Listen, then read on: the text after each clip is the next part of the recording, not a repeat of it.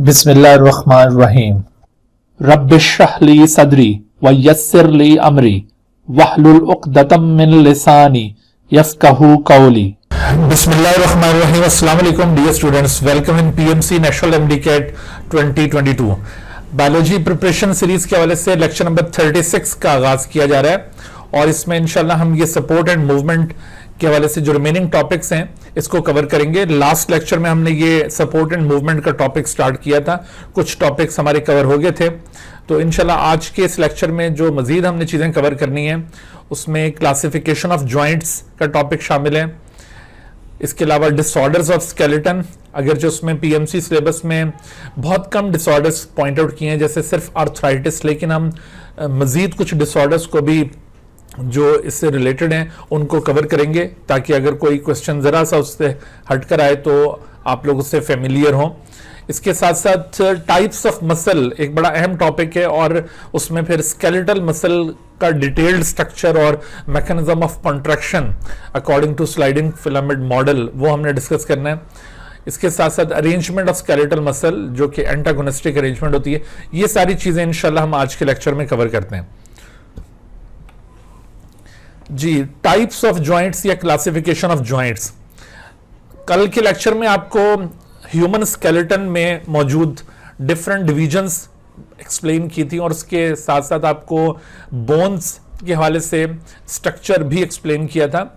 आमतौर पर जो हमारी लिम्स की बोन्स होती हैं, लॉन्ग बोन्स, उन बोन्स के एंड्स में एक एंड को आमतौर पर प्रॉक्सिमल एंड जो कि मीडियल साइड पर मौजूद होता है, मीडियन लाइन की तरफ मौजूद होता है, और दूसरे एंड को डिस्टल एंड कहा जाता है। तो जहां पर भी एक बोन दूसरी बोन के साथ ज्वाइन कर रही होती है, that union is called joint. So the joints are the regions where two or more bones are articulated with each other. Joints के लिए एक और अल्टरनेटिव टर्म यूज की जाती है, articulation. This is also known as articulation. So the joint is the region in the human skeleton or in the skeleton of other animals where two or more bones join together। यहां पर यह बात भी ध्यान में रखिए कि किसी जॉइंट में जरूरी नहीं है कि हमेशा दो बोन्स ही प्रेजेंट हो, बाज जॉइंट्स के अंदर दो से ज्यादा बोन्स भी मौजूद हो सकती हैं। ठीक है, तो इस वजह से इस पॉइंट पे भी फोकस रखिएगा। यहां पर आपसे सवाल पूछा जा सकता है किसी भी जॉइंट का नाम लेकर के इस जॉइंट के अंदर कितनी बोन्स पार्टिसिपेट करेंगे जॉइंट की कंपोजिशन के अंदर। तो जितने भी जॉइंट्स अभी आप देखते जाएंगे उनमें आपको ये जरूर पता चलना चाहिए कि how many bones join together to make that particular joint. अमूमन ऐसा होता है कि किसी भी जॉइंट में एक बोन का प्रॉक्सिमल एंड दूसरे बोन के डिस्टल एंड के साथ ज्वाइन कर रहा होता है, लेकिन बाज जॉइंट्स इस तरह से होते हैं जहां पर यूं ये रूल फॉलो नहीं हो रहा होगा। मिसाल के तौर पर जो रिस्ट का जॉइंट है या एंकल जॉइंट है, where many bones are join together to make the joint, तो वहां पर इस तरह से सिर्फ प्रॉक्सिमल या डिस्टल एंड्स नहीं, उनकी दीगर सरफेसेस भी आपस में आर्टिकुलेट कर रही होती हैं। बहरहाल किसी भी बोन का वो पोर्शन जो जॉइंट के अंदर पार्टिसिपेट कर रहा होगा, that portion is called articular surface. जैसे आप देखिए कि ये ह्यूमरस में जो अलोंग द लेंथ ये वाली सरफेस है, this is not the articular surface. Articular surface of the humerus is located at its head. और इसी तरह से ये जो ग्लिनॉइड कैविटी आपको बताई थी कल स्कैप्यूला के अंदर, जहां पर ये ह्यूमरस हेड वर्क करता है, so this glenoid cavity is the articular surface of the scapula. Joints को दो पॉइंट ऑफ व्यू से क्लासिफाई किया जाता है। One of the classification is based upon structure, जिसके मुताबिक तीन क्लासेस में जॉइंट्स क्लासिफाई किए जाते हैं, फिब्रस जॉइंट, कार्टिलेजिनस जॉइंट और synovial joint. And another classification is based upon movement allowed by them, according to that immovable joints, slightly movable joints and freely movable joints. Actually these two classifications of joints correspond to each other. मसलन जो fibrous type के joints होते हैं दर हकीकत वो immovable type के joints हैं। cartilaginous joint दरअसल ये slightly movable joints हैं, और इसी तरह से synovial joints are freely movable joints हैं। इन जॉइंट्स की मजीद टाइप्स देखते हैं और इनकी एग्जांपल्स आपको जरूर याद होनी चाहिए, क्योंकि यहां से अक्सर जो सवाल बनते होते हैं वो जॉइंट्स की एग्जांपल्स में से सवाल बनते हैं कि ये फलां जॉइंट कौन सी टाइप का, फलां जॉइंट कौन सी टाइप का। तो आपको एग्जांपल्स के ऊपर बहुत कुदरत होनी चाहिए।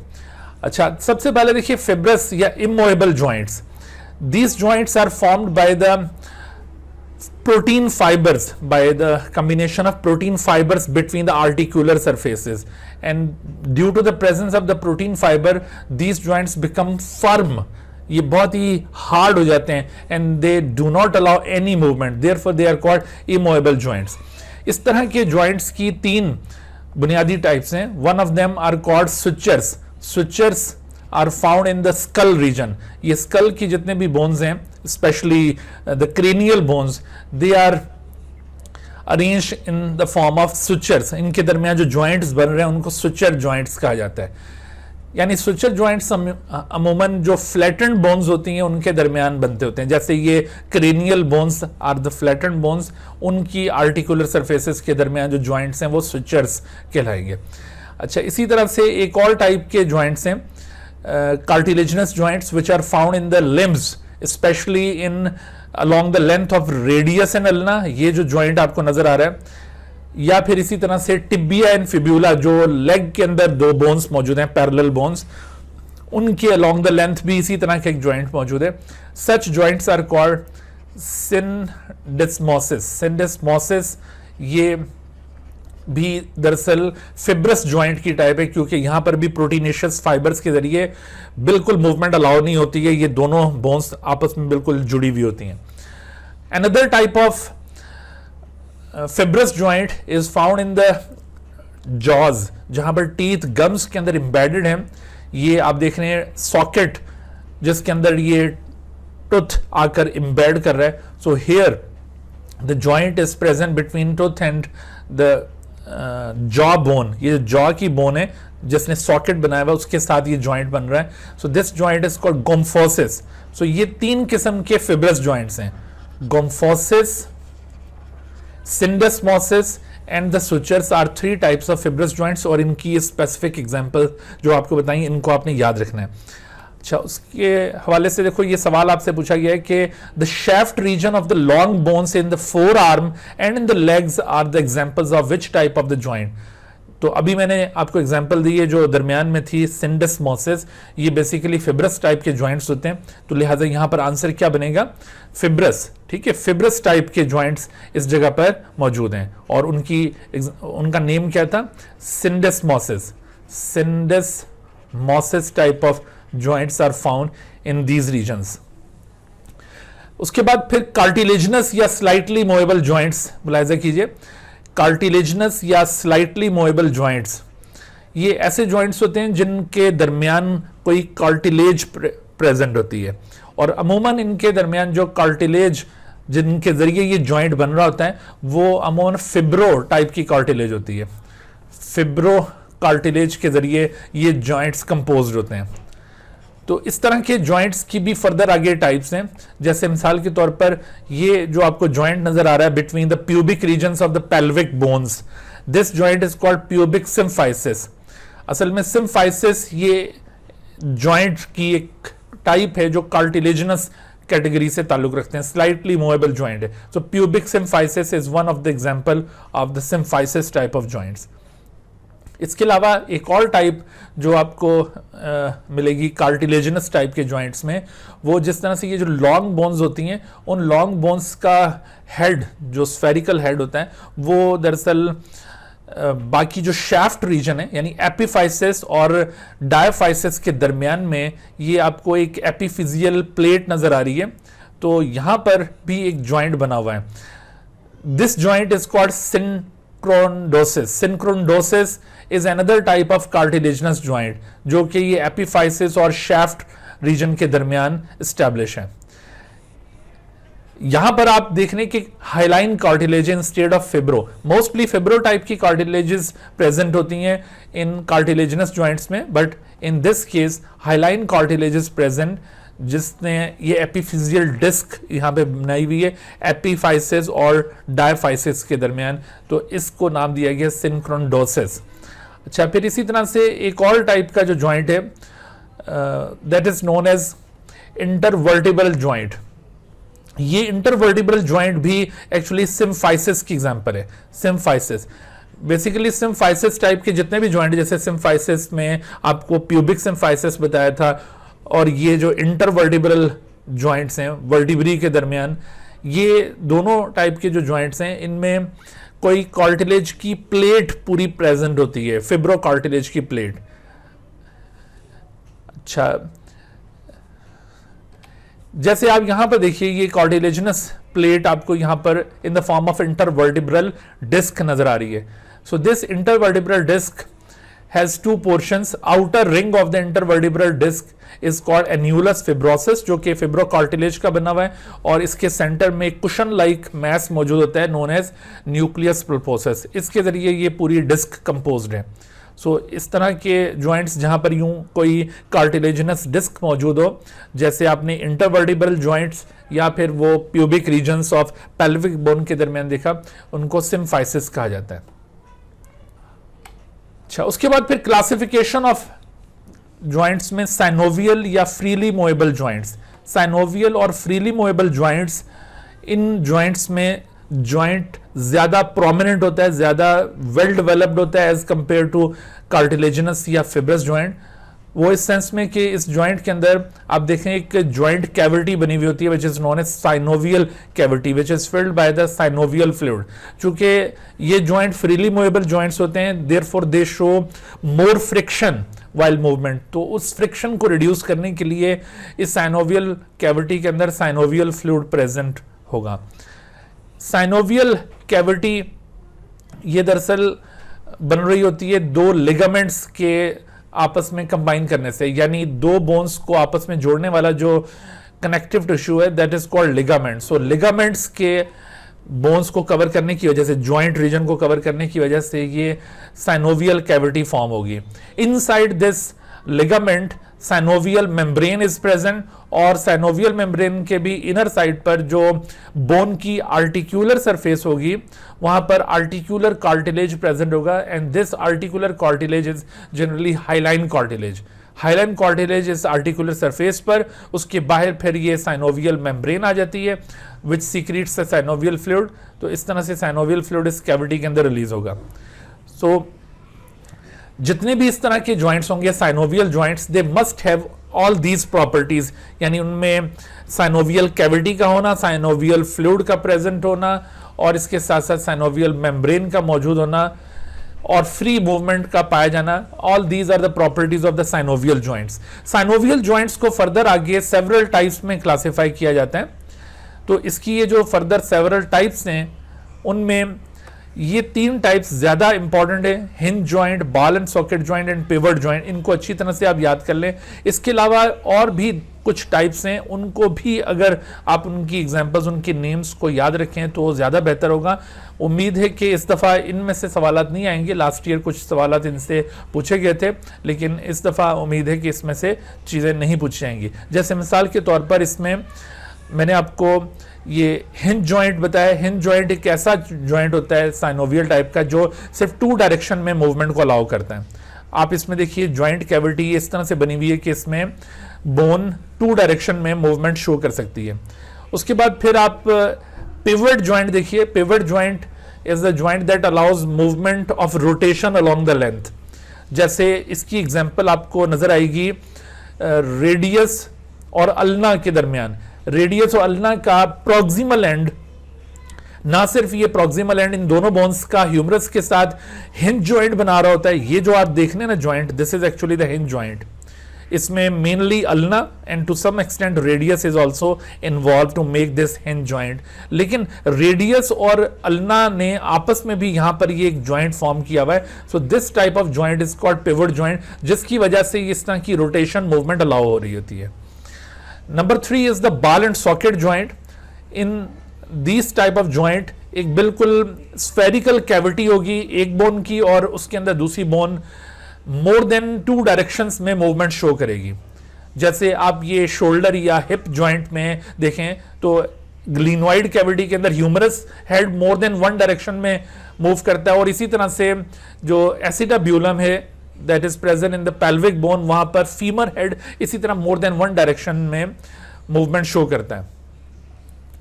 अच्छा, फिर इसी तरह से saddle joint. Saddle joint is another type of synovial joint, saddle joint, इसकी एग्जांपल आप देखिए, जो मेटाकार्पल्स होते हैं, मेटाकार्पल्स और कार्पल्स, उनके दरमियान इस तरह के जॉइंट्स आपको मिलेंगे हाथ के अंदर।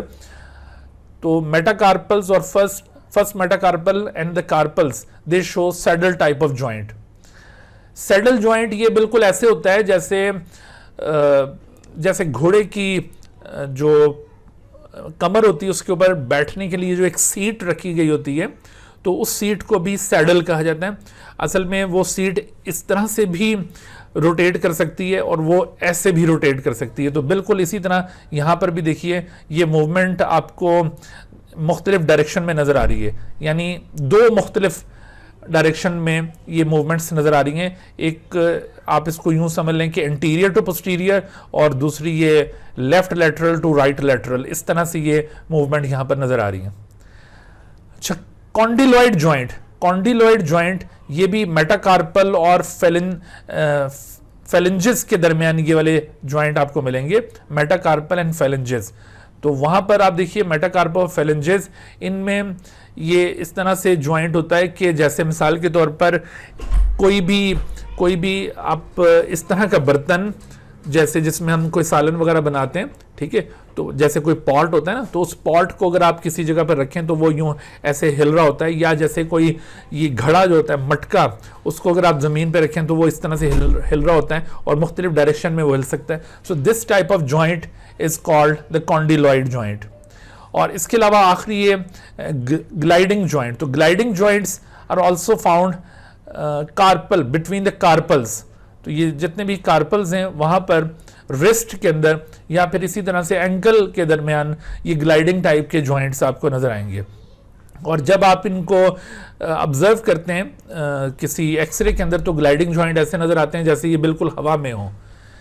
तो ये आपने टोटल 6 टाइप्स जॉइंट्स के नाम याद रखने हैं, लेकिन इसमें 3 को आपने थॉरोली कवर करना है, जिसमें मैंने आपको hinge joint, ball and socket joint और पिवट जॉइंट के बारे में बताया।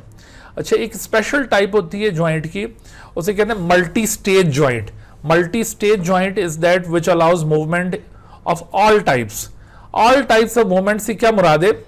जैसे मिसाल के तौर पर फ्लेक्शन एक मूवमेंट की किस्म होती है, which is referred to as bending movement, यानी कोई भी बॉडी पार्ट जब यूं बेंडिंग परफॉर्म करता है, जैसे ये रिस्ट में अगर हम इसको ऑब्जर्व करें तो ये जो बेंडिंग परफॉर्म हो रही है, दिस इज कॉल्ड फ्लेक्शन। फिर इसी तरह से एक्सटेंशन इज द स्ट्रेटनिंग, यानी अगर हम ये रिस्ट को बेंड करने के बाद दोबारा से स्ट्रेट करते हैं तो this is called extension.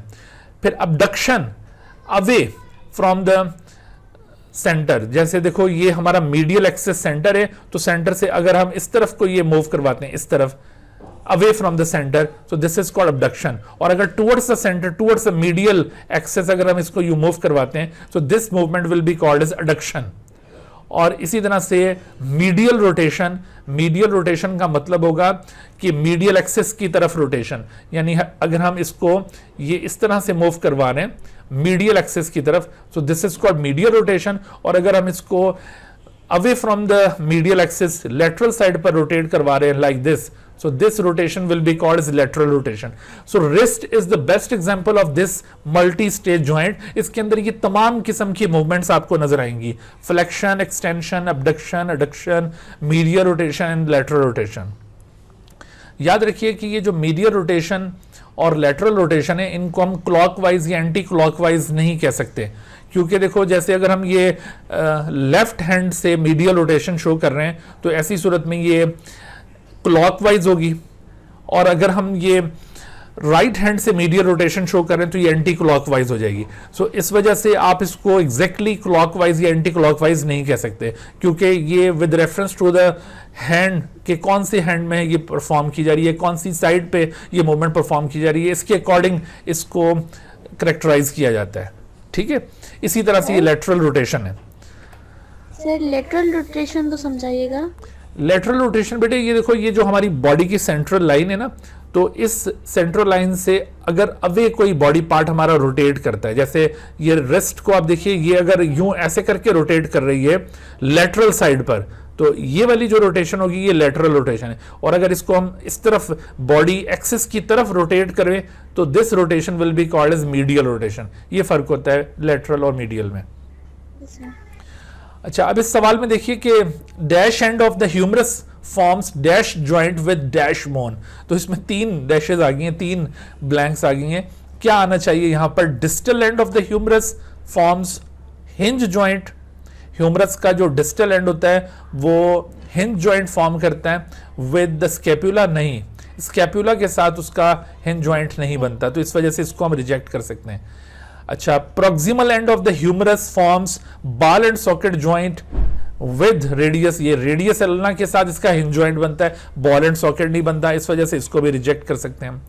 Proximal end of the humerus forms ball and socket joint with scapula, बिल्कुल ये वाली बात 100% दुरुस्त है, तो इन तीनों ब्लैंक्स में ये वर्ड्स आ सकते हैं, लिहाजा राइट आंसर यहां पर सी होना चाहिए, ठीक है, जबकि प्रोक्सिमल हिंज और इनका भी रिलेशन यहां पे नहीं बन रहा।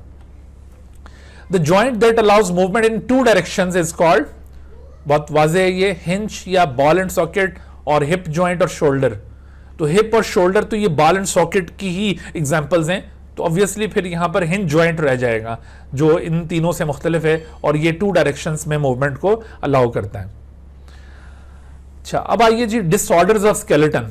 पीएमसी सिलेबस के मुताबिक जो डिसऑर्डर्स ऑफ स्केलेटन इंक्लूड किए हैं वो सिर्फ आर्थराइटिस है, हालांकि पहले गाउट डिजीज भी इंक्लूडेड थी लेकिन उसको भी अभी रिसेंटली एक नोटिफिकेशन में एक्सक्लूड कर दिया गया। लेकिन हम यहाँ पर जो दीगर डिसऑर्डर्स ऑफ स्केलेटन हैं उनको भी साथ थोड़ा सा रिव्यू करते हैं ताकि उसका भी आइडिया आपके माइंड में हो। इन डिसऑर्डर्स से अमूमन क्वेश्चंस यूं पूछे जाते हैं कि आपको इस डिसऑर्डर की कैरेक्टरिस्टिक बताई जाएगी और डिसऑर्डर को आपने आइडेंटिफाई करना होगा। These skeletal disorders are also known as skeletal deformities, जैसे डिस्क स्लिप या इसको हर्निएशन ऑफ डिस्क भी कहा जाता है, स्पॉन्डिलोसिस, शर्टिका, आर्थराइटिस, और फिर ये ऑस्टियोप्रोसिस, रिकेट्स एंड ऑस्टियोमलेशिया। सो ये सारे इन जनरल स्केलेटल डिफॉर्मिटीज में इंक्लूड होते हैं।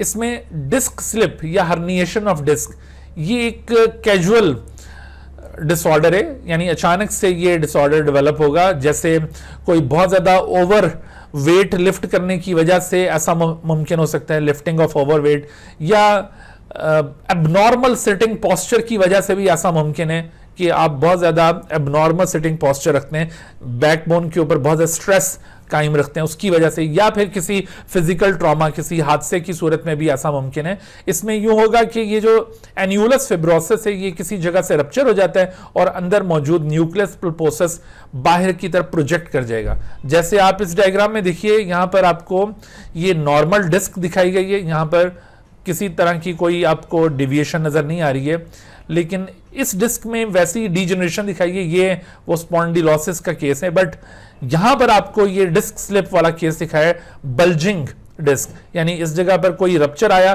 और रप्चर होने की सूरत में न्यूक्लियस पल्पोसस थोड़ा सा बल्ज कर गया और इस जगह पर आपको ये बहुत ज्यादा बल्जिंग दिखाई दे रही है। तो इस तरह के केस को दरअसल डिस्क स्लिप कहा जाता है।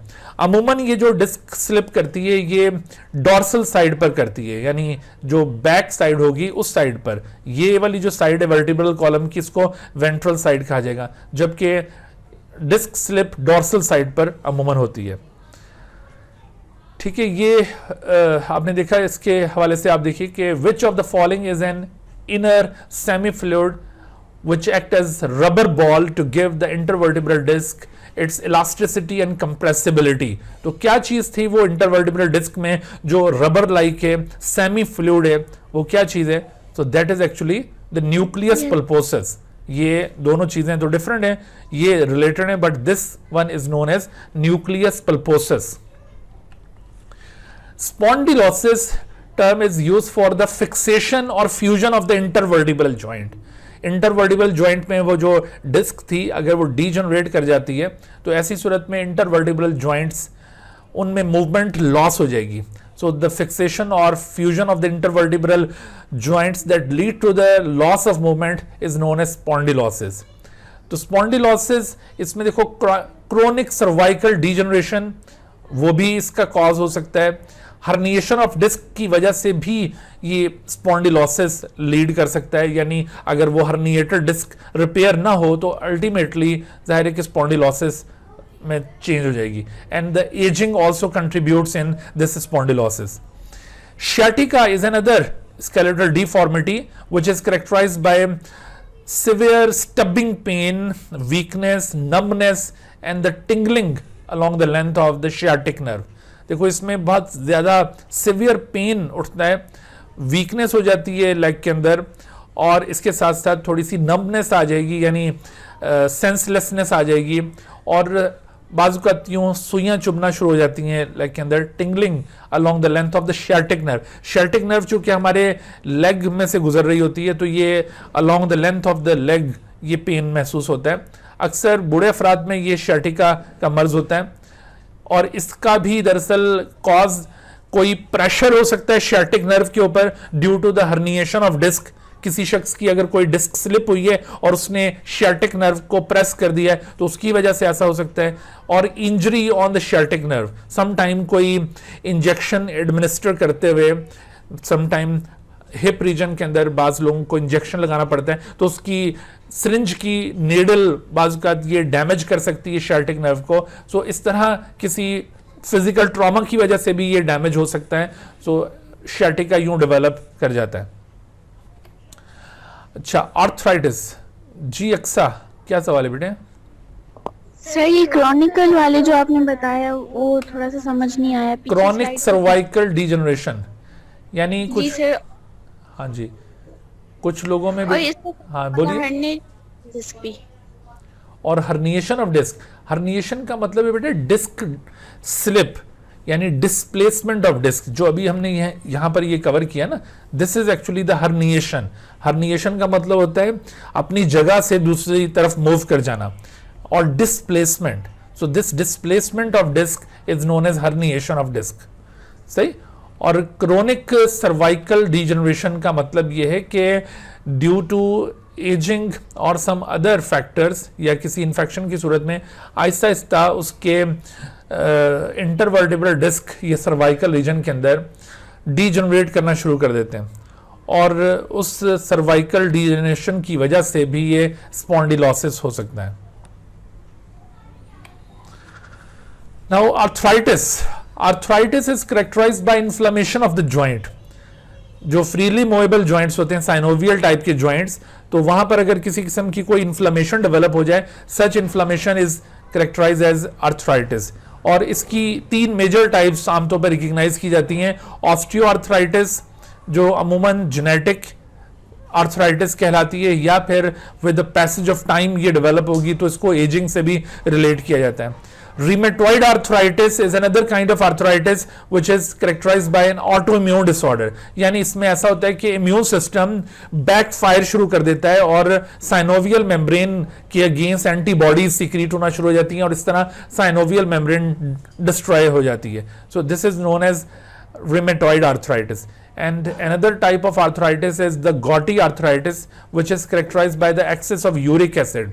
Uric acid in the form of sodium urate ये जॉइंट्स के अंदर डिपॉजिट होना शुरू हो जाता है, जिससे जॉइंट बहुत ज्यादा पेनफुल और स्वेल कर जाते हैं. So this kind of arthritis is known as gouty arthritis.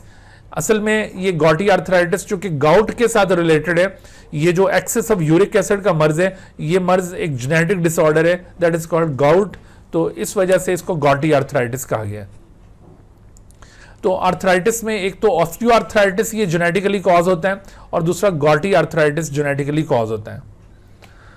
अच्छा, a bone disorder which involves immobility and the fusion of the vertebral joint. अभी हमने जो डिफरेंट डिफॉर्मिटीज देखी तो उसमें कौन सी ऐसी डिफॉर्मिटी थी जो इस तरह कैरेक्टराइज की जाती है?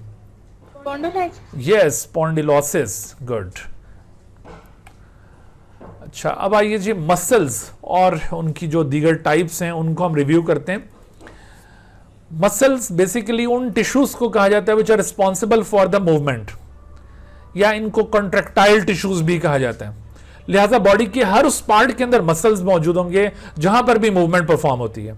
तो आपने कभी भी किसी क्वेश्चन के अंदर आपसे पूछा जाए फलां पार्ट में कौन से मसल हैं, तो पहले तो ये एज्यूम करना है कि वहां पर मूवमेंट होती है या नहीं. अगर मूवमेंट होती है तो डेफिनेटली वहां पर मसल होंगे, सही, और अगर मूवमेंट नहीं है तो फिर वहां मसल नहीं होंगे। मसल्स की 3 बुनियादी टाइप्स हैं। One of them are called smooth muscles, ये मोस्ट प्रिमिटिव टाइप के मसल्स हैं। मोस्ट प्रिमिटिव यानी जो सबसे पहले जो मसल अराइज हुए हैं वो ये मसल्स होंगे, स्मूथ मसल्स। और लोअर ऑर्गेनिजम्स में भी जो जिनके अंदर मसल्स पाए गए हैं सबसे पहले वो स्मूथ टाइप के मसल्स हैं। So these are primitive muscles. उसके बाद ये स्केलेटल और ये कार्डियक मसल्स, ये एडवांस फॉर्म्स हैं। स्मूथ मसल्स, स्केलेटल और कार्डियक मसल, इन तीनों को अगर हम करेक्टराइज करें तो इसमें आप देखिए कि इनको डिफरेंट करेक्टर्स की बुनियाद पर हम करेक्टराइज कर सकते हैं। जैसे मसल अपीयरेंस, आप स्मूथ मसल्स को नोटिस करें कि इनकी अपीयरेंस बिल्कुल स्मूथ है, अनस्ट्रिप्ड या अनस्ट्राइएटेड मसल्स ये कहलाते हैं। इसके मुकाबले में कार्डियक मसल्स ये इरेगुलरली स्ट्रेप्ड होंगे, इनके ऊपर लाइट और डार्क बैंड्स का पैटर्न होगा लेकिन वो रेगुलर नहीं होगा। लेकिन skeletal muscles show regular striations, यहां पर लाइट और डार्क बैंड्स का पैटर्न रेगुलरली प्रेजेंट होगा। Similarly cell shape also differs in all these type of muscles. जैसे smooth muscles consist of spindle shape cells which are thick from the centre and narrow from the ends, जबकि cardiac muscles are composed of branch cells, और जबकि ये जो skeletal muscles हैं इनके cell की shape cylindrical to somewhat spindle हो सकती है। एग्जैक्टली स्पिंडल शेप सेल्स नहीं होंगे, ये मोस्टली इसकी शेप को हम सिलेंड्रिकल ज्यादा अज्यूम कर रहे होते हैं, यानी लंबे लंबे फाइबर लाइक। इसी वजह से इन सेल्स को मसल फाइबर्स भी कहा जाता है। नंबर ऑफ न्यूक्लियाई के लिहाज से आप देख रहे हैं 1 पर न्यूक्लियस, ये भी 1 पर न्यूक्लियस है, लेकिन स्केलेटल मसल्स ये वाहिद सेल्स हैं हमारी बॉडी के which are multinucleated cells. इसी तरह स्पीड ऑफ कॉन्ट्रैक्शन आप देखिए कि speed of contraction smooth muscles की स्लो है, कार्डियक मसल्स की इंटरमीडिएट है, जबकि स्केलेटल मसल्स की जो स्पीड ऑफ कॉन्ट्रैक्शन है वो स्लो टू रैपिड है। डिफरेंट टाइमिंग्स में डिफरेंट वे में ये एक्ट करते हैं।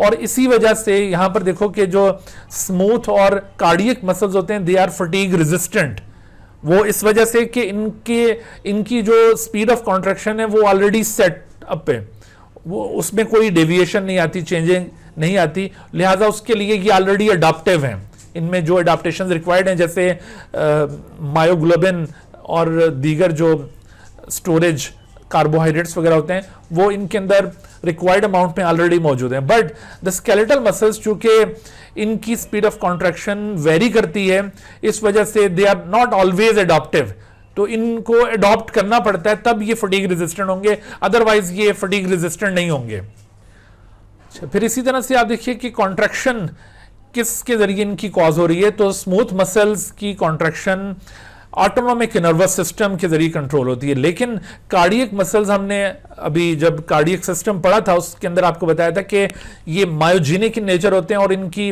जो कॉन्ट्रैक्शन है वो स्पॉन्टेनियसली कंट्रोल हो रही है by means of the pacemaker present in the heart, और जबकि skeletal muscle activities are controlled by the somatic nervous system.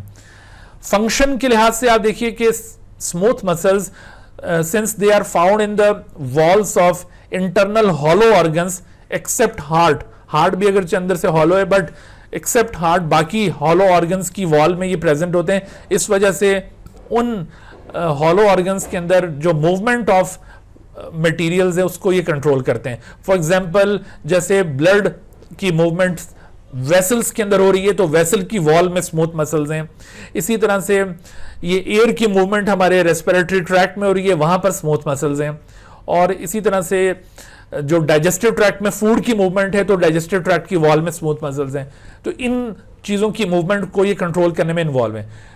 Cardiac muscles ये ब्लड की पंपिंग में इन्वॉल्व है, ब्लड की पंपिंग, और skeletal muscles are involve in the movement of the skeleton and the whole body movements. Voluntary control के लिहाज से देखा जाए तो स्मूथ मसल्स और cardiac muscles both are involuntary but the skeletal muscles are voluntary, यानी इनको हम कॉन्शियसली कंट्रोल कर सकते हैं, बट सम टाइम ये जो स्केलेटल मसल्स हैं they also show involuntary activity. जैसे आपने देखा होगा रिफ्लेक्स एक्शन के दौरान हमारे स्केलेटल मसल ये हमारे इरादे के बगैर भी हरकत में आ जाते हैं, तो इस तरह से सम टाइम इनमें इनवॉलंटरी कंट्रोल इन्वॉल्व होगा, otherwise they are voluntary in nature. अच्छा, इसमें इन तीनों मसल्स को करेक्टराइज करने के लिए जो मोस्ट इंपॉर्टेंट वर्डिंग है वो ये आपके सामने, इन वर्डिंग्स को जरूर याद रखना है। अक्सर सवालों में in smooth cardiac skeletal muscle के बारे में जब सवाल पूछा जाता है तो ये वर्डिंग गिवन होती है और उसकी बुनियाद पर आपने उसको आइडेंटिफाई करना होता है, ठीक है। तो इन वर्डिंग्स को जरूर आपने याद रखना है। अब आइए स्केलेटल मसल का जो स्ट्रक्चर है, डिटेल स्ट्रक्चर्स को रिव्यू करते हैं। देखिए, एक स्केलेटल मसल ये आमतौर पर बोन के साथ अटैच्ड होगा by means of a kind of connective tissue. That connective tissue is known as tendon. Tendon ये लिगामेंट की तरह ये भी कनेक्टिव टिश्यू है। लिगामेंट और टेंडन में फर्क ये है कि टेंडन मसल को बोन से ज्वाइन करता है और जबकि बोन को बोन से ज्वाइन करने वाला जो कनेक्टिव टिश्यू होगा वो लिगामेंट है। तो इसके अलावा आप टेंडन और लिगामेंट में इलास्टिसिटी के लिहाज से भी डिफरेंस देख सकते हैं। आपके ख्याल में टेंडन इलास्टिक इन नेचर होगा या फिर लिगामेंट इलास्टिक इन नेचर होगा? जी क्या बोलते हैं? ज्यादातर बच्चों का यह ख्याल होता है, आप लोग बोलने से इज्तनाब कर रहे हैं, ज्यादातर बच्चों का यह ख्याल होता है कि जो टेंडन्स हैं they are elastic in nature, but actually they are not elastic in nature. अगर ये इलास्टिक हो तो फिर ये बोन को मूव नहीं करवा सकेंगे, during the contraction of muscle ये खुद स्ट्रेच हो जाएंगे, तो actually they are inelastic, ठीक है। ये इन इलास्टिक होते हैं। Ligaments on the other hand they are elastic in nature, ठीक है। तो ये आपने याद रखना है कि टेंडन्स आर इन इलास्टिक। अच्छा, एक टिपिकल मसल जो बॉडी में मेजर स्केलेटल मसल है उसमें आपको तीन पार्ट्स नजर आएंगे। One of its part is known as origin, other part is known as insertion. जैसे मिसाल के तौर पर ये एक आप मसल देख रहे हैं, तो इस मसल का एक एंड ये ओरिजिन कहलाएगा। जैसे ये आपको बाइसेप मसल की एग्जांपल दी है, चूंकि दो टेंडन से ये ओरिजिनेट हो रहा है, therefore it is called bicep, तो ये इसका ओरिजिन कहलाता है। This is called origin. Origin is the end of the muscle which is attached to an immovable bone. यहां पर कौन सी बोन मौजूद है जिसके साथ इसने अटैचमेंट शो की है? इस जगह पर नीचे मौजूद है ह्यूमरस, ये ह्यूमरस बोन नजर आ रही है, this is the humerus bone, और ह्यूमरस के साथ इस जगह पे ये स्कैप्यूला बोन है। तो स्कैप्यूला के साथ चूंकि ये अटैच हो रहा है, स्कैप्यूला बाइसेप की वजह से कॉन्ट्रैक्ट नहीं मूव नहीं करता, दिस इज स्कैप्यूला बोन, और स्कैप्यूला में बाइसेप की वजह से चूंकि मूवमेंट नहीं होती, इस वजह से the end of the muscle which is attached to an immovable bone is known as origin. On the other hand the end of the muscle which is attached to movable bone, जैसे इस जगह पर मौजूद है radius bone, तो इस radius के साथ ये स्कैप्यूला का दूसरा हेड आकर अटैच हो रहा है, तो this end is known as insertion. ये फर्क होगा इंसर्शन और ओरिजिन में, जबकि दरमियान में जो मसल का थिक पोर्शन होता है, this is the contractile part of the muscle known as the belly. सो इस तरह से एक स्केलेटल मसल में तीन पार्ट्स आपको दिखाई देंगे। अगर आप इस मसल का ट्रांसफर सेक्शन कट करके देखें तो मसल के गिर्द एक कनेक्टिव टिश्यू प्रेजेंट होगा which is known as epimysium. Epimysium surrounds the whole muscle. उसके बाद फिर आप इनसाइड द एपिमिजियम अगर ऑब्जर्व करते हैं, so there will be bundle of muscle fibres. Each bundle of the muscle fibre is known as fascicle. The fascicle is also wrapped by another connective tissue known as the perimysium. और उसके बाद फिर ये जो fascicle है, that is bundle of the muscle fibers, उसके अंदर muscle fibers present होते हैं। तो each muscle fiber is also surrounded by another connective layer known as endomysium. यहां पर endomysium मौजूद है। तो आपने इन तीनों को याद रखना है। एपिमिजियम ये होल मसल को सराउंड कर रहा है, जबकि पेरिमिजियम फैसिकल को, that is bundle of muscle fibre, और endomysium it surrounds the each muscle fibre. अच्छा, यहाँ पर अगर इसको हम एक और एंगल से देखें तो आप देखिए ये ट्रांसफर सेक्शन में यहाँ पर आपको ये मसल फाइबर्स के bundle which are called fascicle, एक फैसिकल को हमने एनलार्ज किया तो उस फैसिकल में आपको ये बहुत सारे मसल फाइबर्स नजर आ रहे हैं, और किसी एक मसल फाइबर को हमने एनलार्ज किया तो आपको एक मसल फाइबर में मजीद कुछ पैरामीटर्स नजर आ रहे हैं। ये आपको मसल फाइबर का ट्रांसफर सेक्शन शो किया जा रहा है और ये आपको इसका लॉन्गिट्यूडनल सेक्शन शो किया जा रहा है। ट्रांसफर सेक्शन में आप देख रहे हैं कि इस मसल फाइबर के अंदर मायोफिब्रिल्स बहुत बड़ी तादाद में मौजूद हैं, इसके अलावा माइटोकॉन्ड्रिया और न्यूक्लियस आपको नजर आ रहा है। बट अलोंग द लेंथ जब आप इसको रिव्यू करेंगे तो आपको यहां पर मैनी न्यूक्लियाई नजर आएंगे। अनलाइक नॉर्मल एनिमल सेल, यहां पर मसल फाइबर के अंदर जो न्यूक्लियाई प्रेजेंट होते हैं वो सेल मेम्ब्रेन के साथ अलाइंड होते हैं। हालांकि नॉर्मली एक एनिमल सेल के अंदर न्यूक्लियस की लोकेशन क्या होती है, nucleus is generally present in the centre, but in the skeletal muscle the nucleus is not present in the centre, they are aligned along the cell membrane.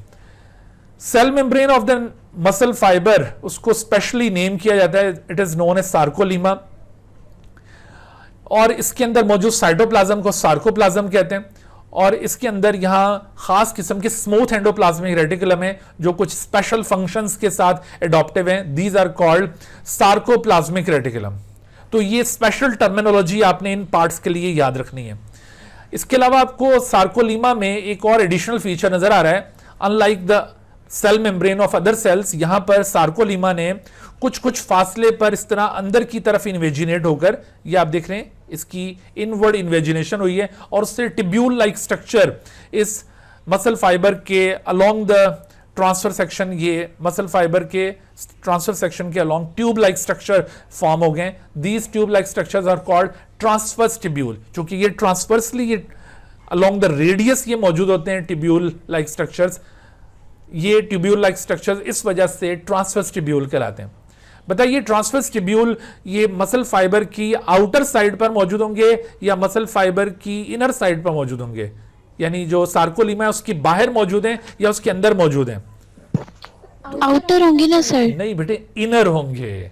देखो ये सार्कोलीमा, और सार्कोलीमा की अंदरूनी जो साइड है जो साइटोप्लाज्म की तरफ है, उस साइड पर आपको ये ट्रांसवर्स टिब्यूल नजर आ रहा है, आउटर नहीं है। सर सार्कोलीमा तो आप मेम्ब्रेन को कह रहे हैं ना? जी बिल्कुल, सार्कोलीमा मेम्ब्रेन को कह रहे हैं, और मेम्ब्रेन फिर ठीक है सर, इन्विजिनेट हुई है, ठीक है, और इन्विजिनेट होने का मतलब ये है कि वो अंदर की तरफ बेंड हो गई है, और इससे फिर ये ट्रांसवर्स टिब्यूल बना।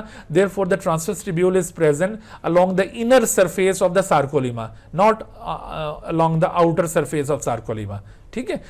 ट्रांसवर्स टिब्यूल जिस जगह पर, ये जो ट्रांसवर्स टिब्यूल है ये जिस जगह पर सार्कोप्लाज्मिक रेटिकुलम के साथ कनेक्ट हो रहे होते हैं, तो यहां पर आप देखिए इस तरह से टी शेप जंक्शन स्टैब्लिश हो रहा होता है। Such T shape junctions are called triads. तो इस तरह ट्राइएड्स के जरिए sarcoplasmic reticulum are connected with the T tubule. तो ये जो कैल्शियम आयंस वगैरह होते हैं, they are actually stored in the T tubule, और उसके बाद फिर सार्कोप्लाज्मिक रेटिकुलम में भी ये स्टोर हो रहे होंगे। So both of them are supposed to be store house of calcium ions. लेकिन जो मसल साइटोप्लाज्म है, दैट इज सार्कोप्लाज्म, इसमें कुछ कैरेक्टरिस्टिक्स जो इसको यूनिक बनाती हैं। नंबर 1 जैसे मल्टीपल न्यूक्लियाई, नंबर 2 यहां पर आपको माइटोकॉन्ड्रिया बहुत ज्यादा तादाद में मिलेंगे, नंबर 3 यहां पर ग्लाइकोजन ग्रेन्यूल्स बहुत ज्यादा मौजूद होंगे, एंड नंबर 4 यहां पर मायोग्लोबिन जो कि एक ऑक्सीजन स्टोरिंग प्रोटीन है वो बहुत ज्यादा रिच क्वांटिटी में डिस्ट्रीब्यूटेड होगा। सो ये कुछ प्रोमिनेंट फीचर्स मसल फाइबर के याद रखिएगा जो इसको बाकी बॉडी के सेल से डिफरेंशिएट करते हैं। अगर आपसे पूछा जाए मोस्ट अबंडेंट कंपोनेंट या most prominent component of the muscle fibre क्या है, तो मसल फाइबर का मोस्ट प्रोमिनेंट कंपोनेंट दरअसल मायोफिब्रिल है। Myofibril is the bundle of myofilaments. Myofilament का ये बंडल होता है। इस मायोफिलामेंट को, मायोफिब्रिल को अगर हम सरफेस व्यू में देखें तो यहां आपको ये लाइट और डार्क बैंड्स का पैटर्न मिलेगा। Actually light and dark band pattern is found in the on the myofibril, और due to this pattern in on the myofibril muscle fibre shows the light and dark bands, और muscle fibre की वजह से fascicle shows the light and dark bands, और fascicle की वजह से the whole muscle shows light and dark bands. That's why the skeletal muscle is called striped या striated muscle. असल में ये जो स्ट्रिप्स या स्ट्राइएशंस होती हैं, light and dark bands, actually they are located in fascicle या मसल फाइबर या मायोफिब्रिल, कहां पर ये लोकेट करते हैं? So actually these bands are located in the myofibril. अच्छा, मायोफिब्रिल, इसमें ये जो डार्क बैंड होगा, this is known as A band, A for anisotropic, और light band is known as I band, I for isotropic. दरअसल ये एनआइसोट्रॉपिक और isotropic एक फिजिकल प्रॉपर्टी की वजह से ये नेम्स इनको सजेस्ट किए गए। जो ए बैंड होता है, ए बैंड, वो दरअसल जो प्लेन पोलराइज लाइट है उसको लाइट को पोलराइज करने की ये सलाहियत रखता है। It has ability to polarise the light, यानी जब इसमें से लाइट पास हो तो वो पोलराइज हो जाएगी। पोलराइज होने का मतलब ये है कि उसके जितने भी फोटॉन्स होते हैं लाइट के, वो एक डायरेक्शन में, एक ही डायमेंशन में वेव बनाना शुरू कर देंगे। पोलराइजेशन ऑफ लाइट आप फिजिक्स में यकीनन पढ़ते होंगे।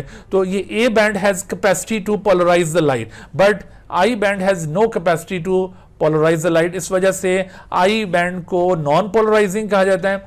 The I band is non polarising, इसके अंदर ये पोलराइजिंग प्रॉपर्टी नहीं है, नॉन पोलराइजिंग। और जबकि A band is known as polarising. ठीक है, तो ए बैंड और आई बैंड में ये इस तरह से डिफरेंस आपको नजर आएगा, पोलराइजिंग एंड नॉन पोलराइजिंग। अच्छा, ए बैंड का जो सेंटर है वो साइड्स के मुकाबले में लाइट होगा। This centre of the A band is called H zone, and this H zone is divided by a dark line in the centre known as M line. ये जितनी भी टर्मिनोलॉजी आप देख रहे हैं, इसमें से बड़े सवाल बनते हैं, इनको जरूर जहन नशीन कर लें। और इसी तरह से आई बैंड के सेंटर में भी एक डार्क लाइन मौजूद होती है नोन एज जी लाइन, और दो जी लाइंस के दरमियान जो रीजन बनेगा, that region will be called as the sarcomere. Sarcomere is the main contractile unit of the muscle. Muscle का जो अल्टीमेट कॉन्ट्रैक्टाइल यूनिट है वो सार्कोमेयर है। ये एक सार्कोमेयर, इसी तरह से इस जी लाइन से अगली जी लाइन तक एक और सार्कोमेयर। तो जितने भी अलोंग द लेंथ ये जी लाइंस होंगी, तो हर दो जी लाइंस के दरमियान सार्कोमेयर मौजूद हैं। ठीक है, यहां पर देखो, अगर मिसाल के तौर पर आपसे ये पूछा जाता है कि भाई एक मायोफिब्रिल के अंदर इतने अगर सार्कोमेयर्स हैं, तो बताइए कि उसके अंदर कितने ए बैंड्स मौजूद होंगे। तो each sarcomere has one A band, तो जितने सार्कोमेयर उतने ए बैंड। सही, तो इस तरह के कुछ क्वेश्चंस न्यूमेरिकल टाइप के यहां से पूछे जा सकते हैं, इन पे आपने तवज्जो रखनी है। इन लाइट और डार्क बैंड्स की लॉजिक को अंडरस्टैंड किया जाए, इनको अगर मजीद डिटेल में इंटरनली एग्जामिन किया जाए, तो आपको कुछ और चीजें यहां पे दिखाई देंगी।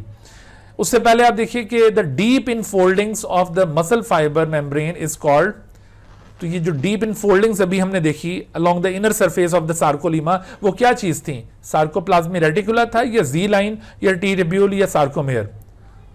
टी ट्यूब्यूल्स थे। Very good. ठीक है, तो ये टी ट्यूब्यूल्स हैं। Sarcoplasmic reticulum is the name given to which of the following? तो ये दरअसल स्मूथ टाइप के एंडोप्लाज्मिक रेटिकुलम है, ये रफ कौन सी टाइप के होते हैं ये?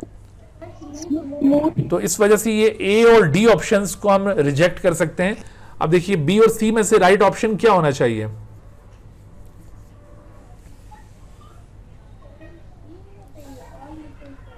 Smooth endoplasmic reticulum in all muscle cells, या smooth endoplasmic reticulum in cells of the एपिमीजियम?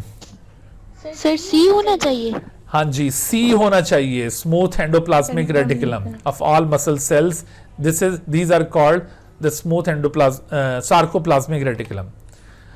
अच्छा भाई, मायोफिब्रिल, इसकी फर्दर हम डिटेल कंपोजिशन देखें तो मायोफिब्रिल मैंने जैसे बताया कि ये मायोफिलामेंट्स के बंडल्स हैं, and there are two different types of myofilament. एक थिन मायोफिलामेंट है which has diameter of 7 to 8 nanometre, और जबकि thick myofilaments which have diameter of 16 nanometre.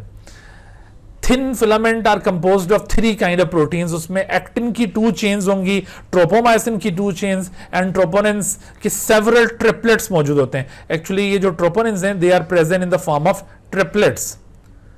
तो ये सेवरल ट्रिपलेट्स यहां पर मौजूद होंगे। One of the member of the troponin triplet is called troponin C. दूसरा जो इसका कंपोनेंट होगा उसको ट्रोपोनिन T कहा जाता है, another is known as troponin I. So इस तरह से ये 3 troponins combine together to make a triplet. तो several triplets मौजूद होंगे troponins के, 2 tropomyosin chains होंगी और 2 actin chains होंगी. But on the other hand, thick myofilaments are made up of only one protein, that is myosin protein. Myosin protein का structure कैसा है ये अभी आपको यहां पे दिखाते हैं. ये देखिए, एक मायोसिन मॉलिक्यूल ये दरअसल इस तरह का स्ट्रक्चर रखता है कि इसके अंदर टोटल 6 पॉलीपेप्टाइड्स होती हैं. इसमें 2 लॉन्ग पॉलीपेप्टाइड्स होती हैं और 4 शॉर्ट पॉलीपेप्टाइड्स होती हैं. द 2 लॉन्ग पॉलीपेप्टाइड्स, इनका मैक्सिमम पोर्शन ये ट्विस्टेड फॉर्म में होगा. ये आपको ट्विस्टेड फॉर्म में नजर आ रहा है. This is the tail of the myosin. जबकि कुछ पोर्शन इन लॉन्ग पॉलीपेप्टाइड का वो इस तरह फोल्ड होकर एक हुक लाइक स्ट्रक्चर फॉर्म कर रहा होता है, दैट इज कॉल्ड हेड. और इसी हेड रीजन के अंदर जो शॉर्ट पॉलीपेप्टाइड्स हैं दे आर एम्बेडेड. तो इस तरह से ये 6 पॉलीपेप्टाइड पर मुश्तमिल एक मॉलिक्यूल ये मायोसिन मॉलिक्यूल है. And approximately 300 myosin molecule combine together to make a thick filament. तो एक थिक फिलामेंट के अंदर जितने भी मायोसिन मॉलिक्यूल्स की टेल्स होंगी वो अंदर की तरफ एम्बेडेड होंगी, जबकि heads of the myosin will be displayed on the surface. तो इस तरह का स्ट्रक्चर आपको थिक फिलामेंट में नजर आएगा. लेकिन जो थिन फिलामेंट है which is made up of 3 kind of proteins, उसमें आप देखिए कि एक्टिन, इसकी 2 चेन्स हैं.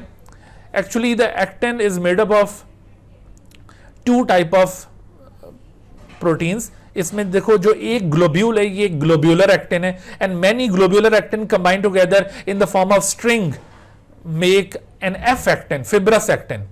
तो ये जो 2 चेन्स की हम बात कर रहे थे, ये किसकी 2 चेन्स थी? ये 2 फिब्रस एक्टिन की चेन्स थी जो एक दूसरे के साथ ट्विस्ट कर रही हैं. और उसके साथ साथ ये ट्रोपोमाइसिन की भी 2 चेन्स उसके पैरेलली ट्विस्ट कर रही हैं. Whereas the troponin in the form of triplets they are distributed along the length of the thin filament. इस ट्रोपोनिन ट्रिपलेट में, जैसे ट्रोपोनिन सी मैंने आपको बताया, it binds with the calcium ions during the muscle contraction. जब calcium deposit होगा cytoplasm में तो उसका इंटरेक्शन इसी ट्रोपोनिन के साथ होगा. Whereas the troponin I is attached with the actin and the troponin T is attached with the tropomyosin. तो नॉर्मली ऐसा होता है कि ये जो एक्टिन प्रोटीन है उसके ऊपर बाइंडिंग साइट्स होती हैं for the attachment of myosin head. Myosin head during contraction actin के साथ बाइंड करेगा. ये बात अक्सर पूछी जाती है कि during contraction myosin head will bind to which of the following protein. तो उसमें एक्टिन आप याद रखिए. The binding sites for myosin head are found on actin, but normally those binding sites are covered by the tropomyosin. ये वाली बात भी पूछी जाएगी कि ये जो बाइंडिंग साइट्स हैं एक्टिन की, ये किसके जरिए ऑक्यूपाइड होती हैं? So they are actually occupied by the tropomyosin. जबकि ट्रोपोनिन का किरदार यहां पर ये होता है कि जब मसल कॉन्ट्रैक्शन रिक्वायर्ड होगी तो with the help of these troponin molecules ये ट्रोपोमाइसिन और ट्रोपोनिन चेन्स में मूवमेंट अराइज होगी, जिससे बाइंडिंग साइट्स अनकवर हो जाएंगी और इस तरह से मायोसिन हेड्स को वहां पर अटैचमेंट का मौका मिलेगा. ये अभी हम मसल कॉन्ट्रैक्शन में इस फेनोमेनॉन को एक्सप्लेन करते हैं. अच्छा, अब जरा देखिए कि ये जो मैंने आपको थिन फिलामेंट और थिक फिलामेंट की कंपोजिशन बता दी और इससे पहले लाइट और डार्क बैंड्स भी आपको बता दिए थे, but the question is that how these filaments are distributed in the myofibril. तो एक्चुअली यहां पर देखो जो थिक फिलामेंट होते हैं they are distributed throughout the A band. जहां जहां भी ए बैंड्स होंगे उन ए बैंड्स में आपको थिक फिलामेंट मिलेंगे. Thick filaments are never found in the I band, उसमें थिक फिलामेंट नहीं होते. तो थिक फिलामेंट के लिए ये ज़हन-नशीन कर लें कि ये हमेशा ए बैंड में मिलेंगे. Whereas the thin filament are distributed in I band. I band में तो होंगे ही होंगे thin filament, but also penetrated into the A bands of both adjacent side. दोनों साइड वाले ए बैंड्स के अंदर भी थिन फिलामेंट पेनिट्रेटेड होते हैं, लेकिन आई बैंड में भी मौजूद होंगे. तो इससे ये साबित हुआ कि थिन फिलामेंट दोनों बैंड्स में, जबकि थिक फिलामेंट सिर्फ ए बैंड के अंदर मौजूद है.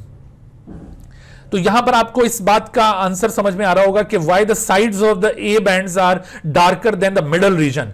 तो क्यों ये ए बैंड की साइड ज्यादा डार्कर है? Actually there is overlapping of thin and thick filament. यहां पर ओवरलैपिंग होती है क्योंकि थिन फिलामेंट भी इसके अंदर पेनिट्रेटेड और यहां पर थिक फिलामेंट भी है.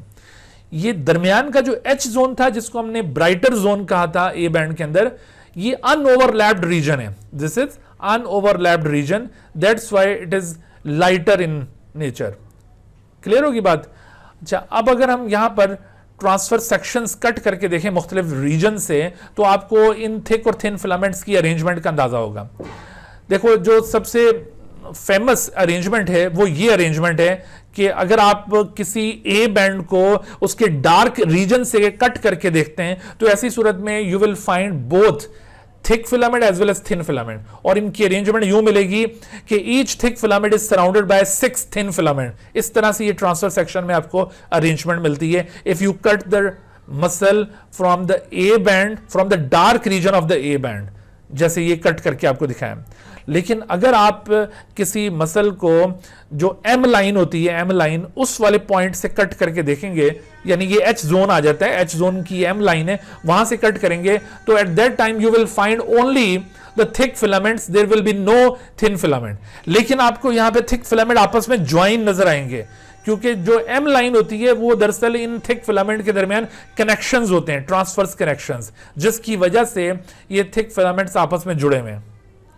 और जबकि ये जो आपको अरेंजमेंट नजर आ रही है, ये एच जोन के उस हिस्से की अरेंजमेंट है जहां पर आपको सिर्फ थिक फिलामेंट मिल रहे हैं, वहां पर थिन फिलामेंट नहीं है, ना ही इनके दरमियान कोई कनेक्शन नजर आ रहा है, क्योंकि कनेक्शन दरअसल एम लाइन वाले पोर्शन में प्रेजेंट होता है। और इस जगह से अगर आप ये आई बैंड से अगर सेक्शन कट करके देखते हैं, तो यहां पर सिर्फ आपको थिन फिलामेंट नजर आएंगे, यहां पर कोई थिक फिलामेंट नजर नहीं आएगा। तो ये डिफरेंट रीजन से सेक्शन कट करने पर आपको जो अरेंजमेंट नजर आती है, इसको भी जहन नशीन कर लें।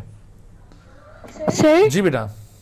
सर, ये जो एच बैंड आपने दिखाया उसमें थोड़ी सी मुझे अरेंजमेंट समझ नहीं आई, आवाज कट गई जी थी। बेटा, देखो जो एच जोन है, एच जोन के अंदर यहां पर अगर कट करके देखा जाए, तो यहां पर सिर्फ थिक फिलामेंट आपको मिलेंगे, और वो इस तरह से आपको एक दूसरे से यूं गैप पर पड़े हुए नजर आते हैं। वो आपस में ना तो जुड़े हुए नजर आएंगे, ना इनके दरमियान थिन फिलामेंट नजर आएंगे, क्योंकि ये एच जोन का सेक्शन है। लेकिन अगर आप ये सेक्शन एम लाइन वाले पॉइंट से कट करेंगे, तो वहां पर इन थिक फिलामेंट के दरमियान ट्रांसफर्स कनेक्शंस दिखाई देते हैं, जिसकी वजह से ये एक डार्क लाइन एच जोन के सेंटर में अपीयर हो रही होती है। क्लियर? और सर, आपने जो ये 6 वाली बात की वो फिर से रिपीट कीजिएगा। जी बिल्कुल बेटा, देखो ये अगर मैं यहाँ से किसी एक अरेंजमेंट को थोड़ा सा प्रोजेक्ट करूँ, तो आपको ये अरेंजमेंट यूँ दिखाई देगी कि एक थिक फिलामेंट और इसके गिर्द कितने थिन फिलामेंट्स होंगे ट्रांसफर सेक्शन में, तो 1 2 3 4 5 एंड 6। इसी तरह से जो दूसरा थिक फिलामेंट है उसके गिर्द भी 6, तीसरे के गिर्द भी 6। सो इन ट्रांसफर सेक्शन, अगर ये सेक्शन आपने ए बैंड के डार्क रीजन से कट किया हुआ है, so each thick filament will be surrounded by 6 thin filaments. ठीक है? अच्छा, अब जरा देखें कि ये जो थिक और थिन फिलामेंट्स हैं वो किस तरह से वर्क करते हैं। ये आपको इसकी अरेंजमेंट उसी सार्कोमेर के अंदर दिखाई है।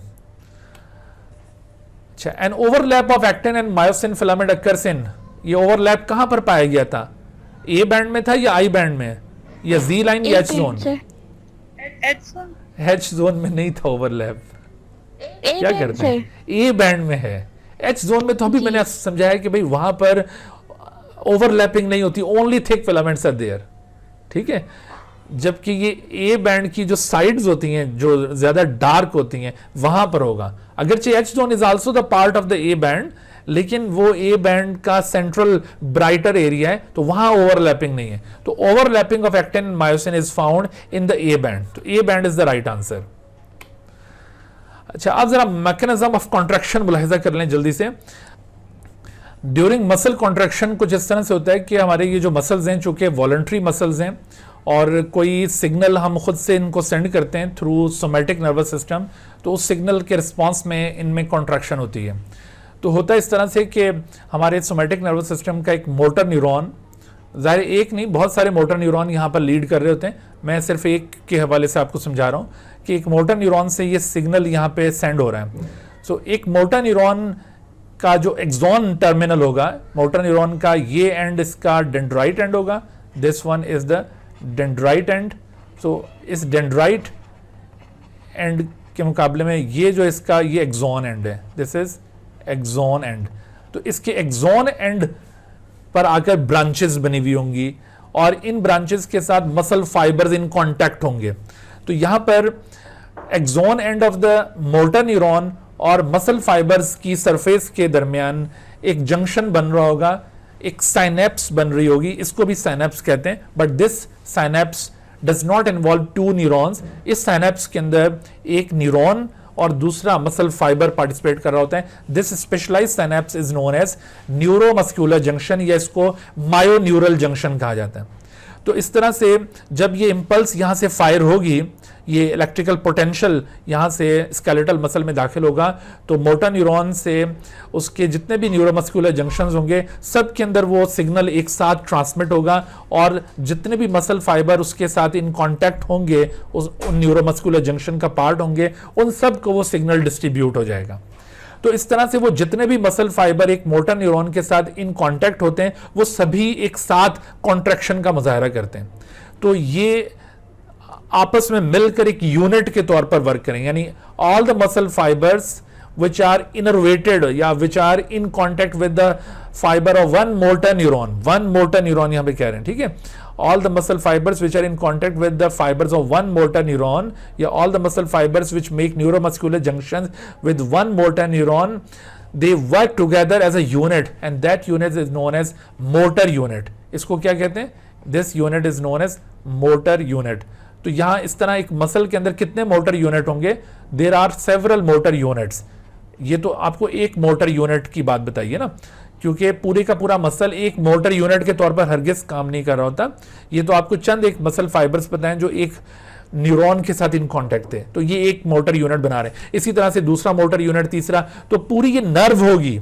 ये जो मोटर न्यूरॉन्स हैं, definitely they are not alone, they are also present in the form of nerve, ये पूरे बंडल की शक्ल में। तो उस पूरी नर्व के साथ फिर बहुत सारे muscle fibre several motor units बना रहे होंगे। तो फिर इन मोटर यूनिट्स में हर एक मोटर यूनिट में एक साथ कॉन्ट्रैक्शन होनी है।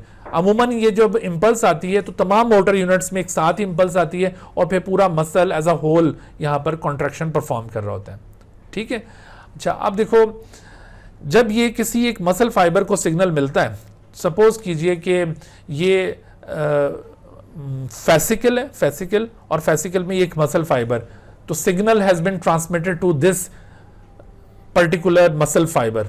तो अगर इसको सिग्नल मिल गया तो ऐसी सूरत में इसके अंदर मौजूद जितने भी मायोफिब्रिल्स हैं वो सब के सब कॉन्ट्रैक्शन में हिस्सा लेंगे, या फिर अगर इस मसल फाइबर को सिग्नल ना मिल सका तो इसका कोई भी मायोफिब्रिल कॉन्ट्रैक्शन में हिस्सा नहीं लेगा। This phenomenon is known as all or none principle. इसको क्या कहते हैं? All or none principle. All or none principle या ऑल और नन रूल क्या कहलाता है? इसका मतलब ये होता है कि either all the myofibrils, ये myofibril पर अप्लाई हो रहा है, either all the myofibrils of a muscle fiber perform contraction or none of the myofibril of a muscle fiber will perform contraction।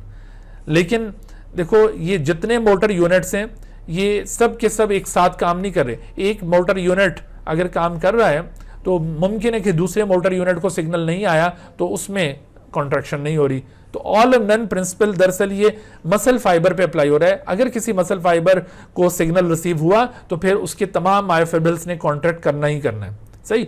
अच्छा, अब देखो, ये जो सिग्नल यहां से पास होकर अंदर आया, तो ये सिग्नल इलेक्ट्रिकल पोटेंशियल है, it travels across the neuromuscular junction, और फिर उसके बाद सार्कोलीमा से ये मूव करता है ये सिग्नल, और इस सिग्नल को फिर ये सार्कोप्लाज्मिक रेटिकुलम भी कंडक्ट करता है। तो ये जो सार्कोप्लाज्मिक रेटिकुलम पोर्शन है, यहां पर मौजूद हैं कैल्शियम चैनल्स।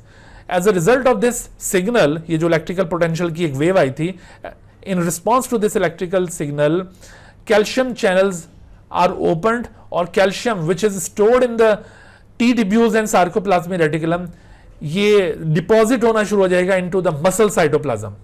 देखो, जैसे ही हम मसल कॉन्ट्रैक्ट करवाने के लिए इरादा करते हैं और सिग्नल यहाँ पे डिपॉजिट करते हैं, सेंड करते हैं, तो उसके साथ ही ये सारे सीरीज ऑफ इवेंट्स फौरन से परफॉर्म होंगे, और कैल्शियम जो कि स्टोर हाउस में कैद था वो स्टोर हाउस से निकलकर मसल साइटोप्लाज्म में डिस्पर्स कर जाएगा। जैसे ही कैल्शियम मसल साइटोप्लाज्म में डिस्पर्स करता है, तो अब आगे की कहानी देखिए। यहां पर आगे ये होगा कि जैसे अभी आपको पीछे ये डायग्राम में मैं समझा रहा था कि यहां पर ये जो ट्राइएड, ये ट्रिपलेट बना हुआ है, कैल्शियम आयन जैसे ही अंदर डिपॉजिट होगा तो कैल्शियम आयन दरअसल इस ट्रोपोनिन सी के साथ बाइंड करेगा। ट्रोपोनिन सी के साथ कैल्शियम की बाइंडिंग के नतीजे में ट्रोपोनिन सी की कन्फॉर्मेशन में चेंजिंग आ जाती है, यानी ट्रोपोनिन सी थोड़ा सा उसकी जो ओरिएंटेशन है वो चेंज होती है by the binding with the calcium ion. जैसे ट्रोपोनिन सी की ओरिएंटेशन चेंज होगी तो troponin C is actually attach with the troponin T and I, तो इन ट्रोपोनिन टी और आई की ओरिएंटेशन में भी चेंजिंग आएगी। और जब ये ट्रोपोनिन टी और आई इन दोनों में चेंजिंग आती है तो ये दोनों कहां पर अटैच्ड हैं? One of them is attached with the tropomyosin and other is attached with actin. तो इन दोनों की चेंजिंग की वजह से ये जो दो स्ट्रिंग्स हैं ट्रोपोमायोसिन और एक्टिन जो लिपटे हुए थे, इनमें भी यूं डिस्प्लेसमेंट ऐसे होगी। तो जो एक्टिन की बाइंडिंग साइट्स थी एंड जिनको ट्रोपोमायोसिन ने यूं उससे छुपाया हुआ था, तो जब इन एक्टिन और ट्रोपोमायोसिन में यूं डिस्प्लेसमेंट होती है तो binding sites become uncovered. So as the binding sites are uncovered, ये मायोसिन हेड्स यहां पर फॉरन बाइंड करने में कामयाब हो जाएंगे and in this way cross bridges form. तो ये देखो यहां इस तरह से क्रॉस ब्रिजेस की फॉर्मेशन होगी। ये जो मायोसिन हेड्स हैं वो क्रॉस ब्रिज बनाना शुरू कर देंगे और उन क्रॉस ब्रिजेस की वजह से दरअसल ये थिन और थिक फिलामेंट स्लाइड करना शुरू कर देते हैं। क्रॉस ब्रिजेस की फॉर्मेशन एक्चुअली कैसे होती है इसको हम अलग से अभी दोबारा देखते हैं, लेकिन इससे पहले आप देखिए कि जब ये क्रॉस ब्रिज बनेंगे तो थिन फिलामेंट यो थिक फिलामेंट के अंदर स्लाइड करेंगे। इस मॉडल को कहते हैं स्लाइडिंग फिलामेंट मॉडल।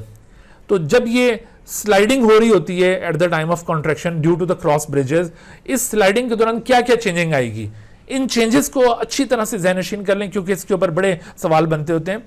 उसमें देखिए कि thin filaments slide over each other और नतीजे में Z lines come close to each other. H zone में क्या होगा, वो एच जोन यूं सुकड़ता सुकड़ता ऑलमोस्ट डिसअपीयर हो जाएगा और आई बैंड शॉर्टन हो जाएगा। आप यहां पर मुलाहिजा कर सकते हैं कि इस तरफ से भी थिन फिलामेंट अंदर पेनिट्रेट करें, इधर से भी, तो ये जो ए बैंड है वो करीब करीब हो गए। ये जो सेंटर में ए बैंड था ये अपनी जगह पर है, लेकिन इधर वाला ए बैंड भी यूं करीब आ गया, इधर वाला ए बैंड भी करीब आ गया, तो जो दरमियान में आई बैंड रीजन था वो बहुत ही श्रिंक हो गया। और आप देखिए पहले आपको ये एच जोन यहां पर काफी ज्यादा वाजे तौर पे दिखाई दे रहा था, but now H zone has been disappeared. तो जब मसल कॉन्ट्रैक्ट करता है उस वक्त ये अरेंजमेंट क्या होती है इस सार्कोमेयर की, और जब मसल रिलैक्स होता है उस वक्त अरेंजमेंट क्या होती है, ये जरूर आपने अच्छी तरह ज़हनशीन करना है क्योंकि इन सारे इवेंट्स के ऊपर क्वेश्चंस बनाए जाते हैं कि eight the time of relaxation of muscle तो उसमें सवाल बनेगा, इसी तरह से eight the time of contraction.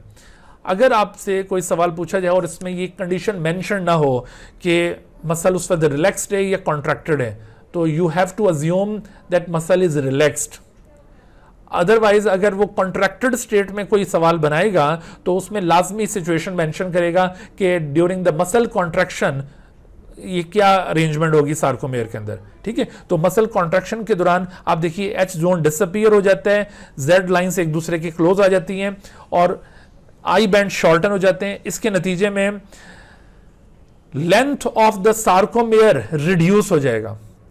Sarcomere की लेंथ रिड्यूस होने के साथ साथ मायोफिब्रिल की लेंथ पे क्या फर्क पड़ेगा, मायोफिब्रिल की लेंथ भी कम हो जाएगी, मसल फाइबर की लेंथ वो भी कम हो जाएगी, फेसिकल की लेंथ भी कम हो जाएगी और होल मसल भी लेंथ में शॉर्ट हो जाएगा।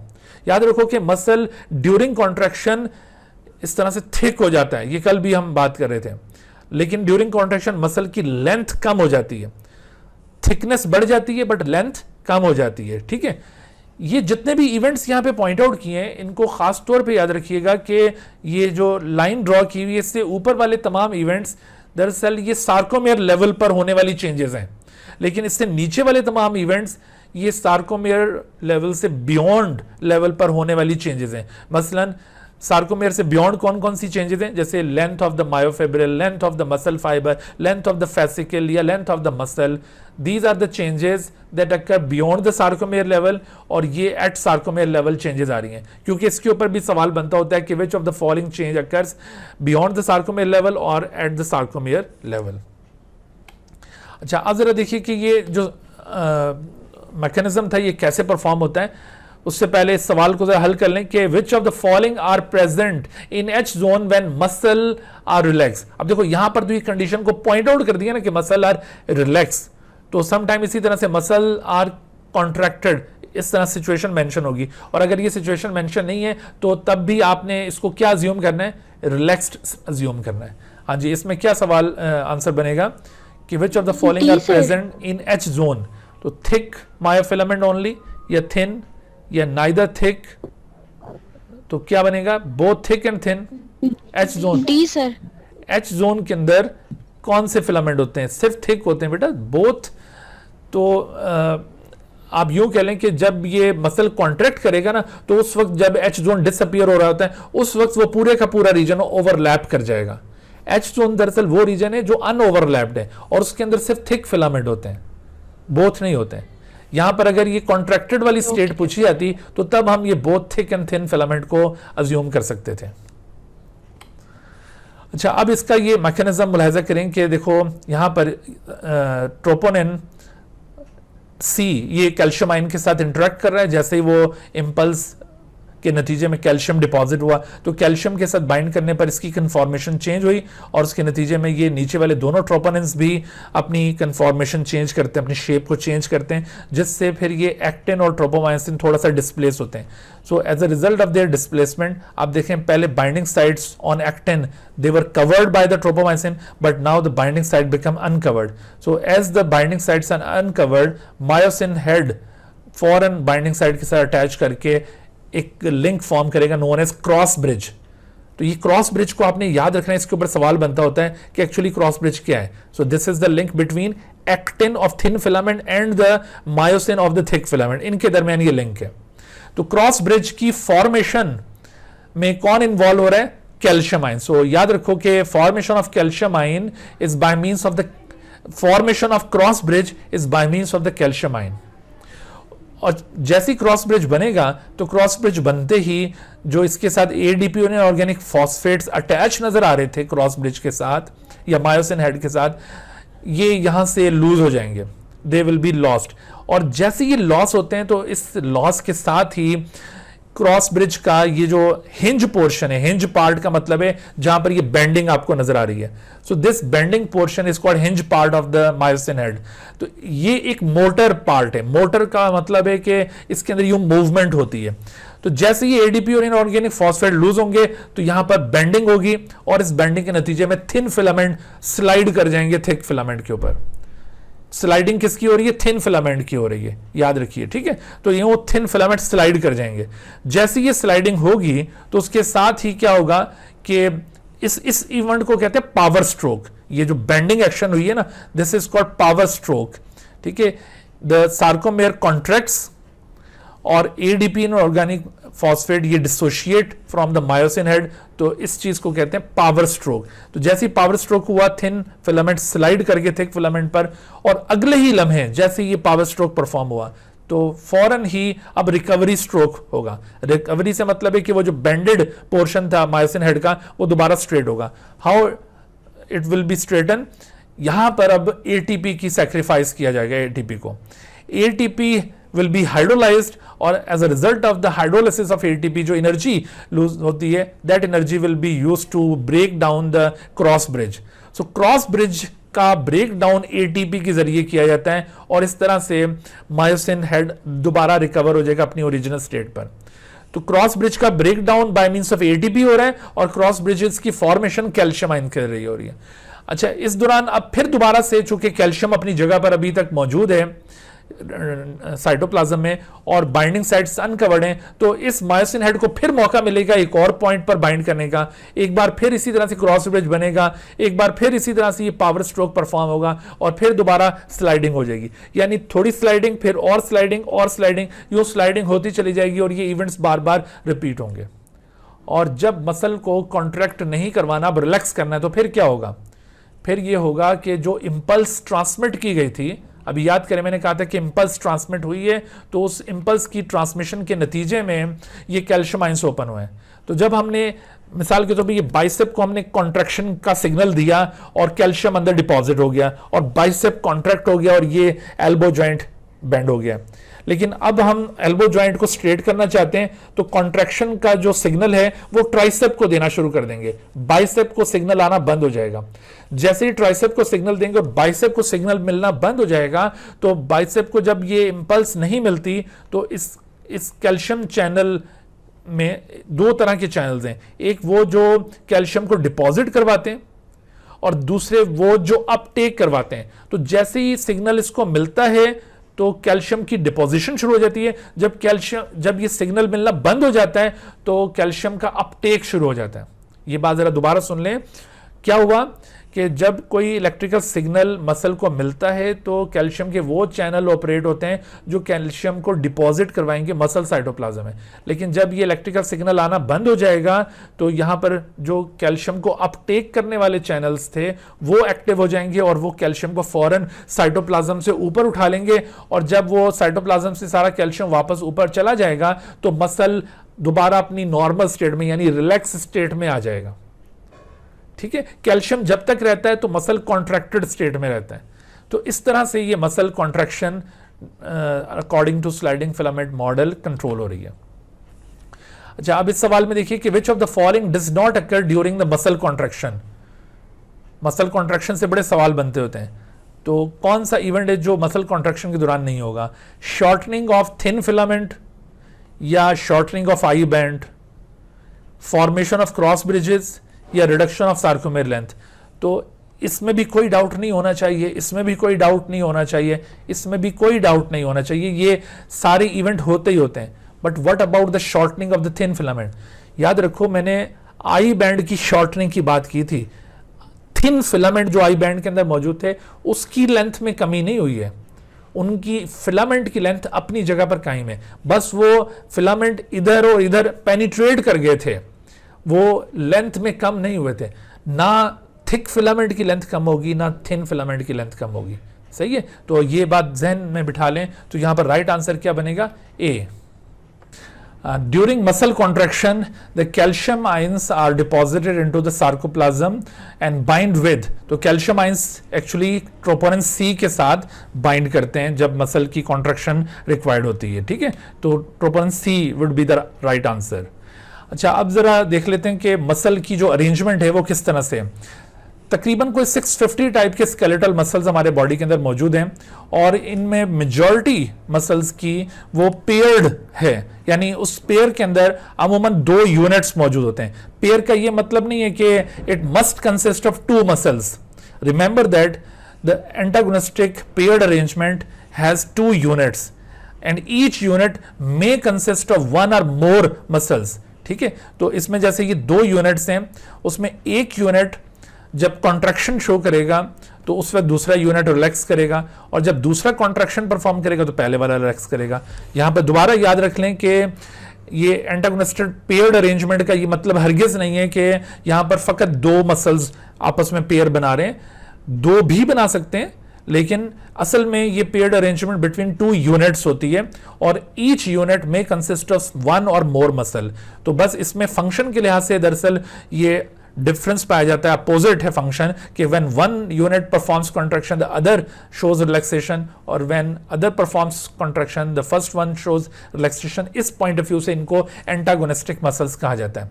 तो एंटागोनिस्टिक मसल्स की अरेंजमेंट हम यहाँ पर टिबियोफिमोरल जॉइंट में भी देख सकते हैं और इसके साथ साथ जो एल्बो जॉइंट है वहां पर भी इन मसल्स की अरेंजमेंट को मुलाहिजा किया जा सकता है। जैसे मिसाल के तौर पर ये जो हमारा टिबियोफिमोरल जॉइंट है, टिबियोफिमोरल जॉइंट का मतलब है द जॉइंट नी जॉइंट, इसको टिबियोफिमोरल जॉइंट भी कहा जाता है, नी जॉइंट। यहां पर ये किस तरह से मूवमेंट हो रही है? यहां पे 2 तरह की मूवमेंट है, फ्लेक्शन दैट इज बेंडिंग और एक्सटेंशन दैट इज स्ट्रेटनिंग। तो flexion is responsible, flexion is caused by the flexor muscles जिसका नाम है हैमस्ट्रिंग मसल। ठीक है, ये hamstring muscle basically bicep femoris, इसका नाम है बाइसेप फिमोरिस। इस बाइसेप फिमोरिस का ओरिजिन पेल्विक गर्डल और टॉप ऑफ फीमर है, जबकि insertion is the upper part of the tibia and the fibula.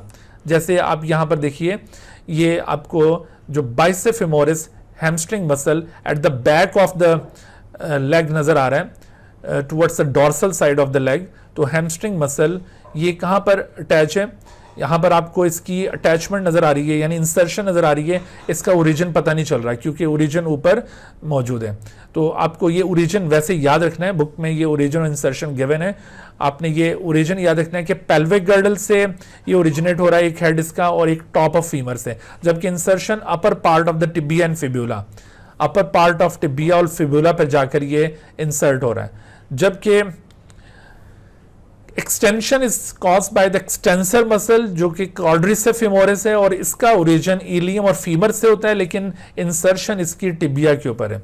जैसे आपको ये क्वाड्रिसेप फेमोरिस ये टिबिया के ऊपर आकर अटैच होता हुआ नजर आ रहा है। तो जब ये क्वाड्रिसेप फेमोरिस कॉन्ट्रैक्ट करेगा तो ऐसी सूरत में नी जॉइंट स्ट्रेट हो जाएगा। जब ये हैमस्ट्रिंग मसल कॉन्ट्रैक्शन परफॉर्म करता है तो नी जॉइंट के अंदर बेंडिंग परफॉर्म होती है। इस तरह से आप यहाँ पर एंटागोनिस्टिक अरेंजमेंट मुलाहिजा कर रहे हैं। Similarly, this antagonistic arrangement can also be found in the elbow joint.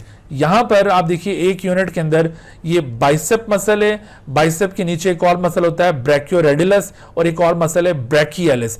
These three muscles are present on the upper side of the arm और जबकि आर्म के लोअर साइड पर नीचे ट्राइसेप मसल मौजूद है। तो आप देखिए यहाँ पर बाइसेप मसल, ब्रैकियोरेडिलस और ब्रैकियलिस, इनका ओरिजिन इंसर्शन पॉइंट आउट किया हुआ है। बाइसेप इसका ओरिजिन स्कैपुला से हो रहा है और इंसर्शन रेडियस पर। ब्रैकियोरेडिलस ह्यूमरस से ओरिजिनेट होकर रेडियस पर इंसर्ट हो रहा है और ब्रैकियलिस ये ओरिजिनेट हो रहा है from the humerus then ulna पर इंसर्ट हो रहा है। तो आपने इनकी ओरिजिन इंसर्शन खास तौर पर ज़हनशीन करनी है। ये तीनों दरअसल फ्लेक्सर मसल्स हैं क्योंकि इनकी कॉन्ट्रैक्शन से एल्बो जॉइंट में बेंडिंग हुई है, दैट इज फ्लेक्शन। और जबकि tricep is the extensor muscle, इसका ओरिजिन स्कैपुला से होकर इंसर्शन अल्ना पे हो रही है। स्कैपुला प्लस ह्यूमरस से इसका ओरिजिन हो रहा है और इंसर्शन इसकी अल्ना पे हो रही है और इसकी कॉन्ट्रैक्शन की वजह से एल्बो जॉइंट में स्ट्रेटनिंग आ रही है।